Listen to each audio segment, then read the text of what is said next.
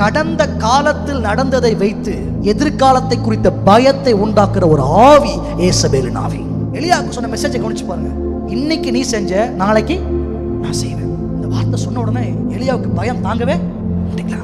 உடனே புறப்பட்டு போறான். வேலைக்காரனை கூட்டிட்டு போட்டு வேலைக்காரன் ஒரு இடத்துல நிக்க வச்சுட்டு நடந்தே போயிட்டான். ஒரு நாள் போய் அடுத்துக்கிட்டு நான் எழுப்ப மாட்டேன்னு ஆண்டு ஸ்ட்ரைக் பண்ற அளவுக்கு யாருக்கு மாறி போச்சுன்னா, இவ்வளவு பயத்தை உனக்கு கொடுத்தது யாரு? ஏசபேலுடைய வார்த்தை, சிறந்த பிசாசுடைய வார்த்தை. இப்படி பல முனைகள் உங்களை தாக்கி தாக்கி தாக்கி தாக்கி உங்களை வந்து சோர்ந்து போக வைக்கலாம்.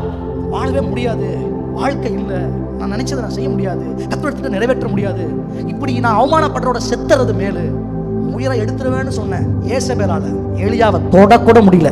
கர்த்தர் காக்க வல்லவராக இருந்தார்.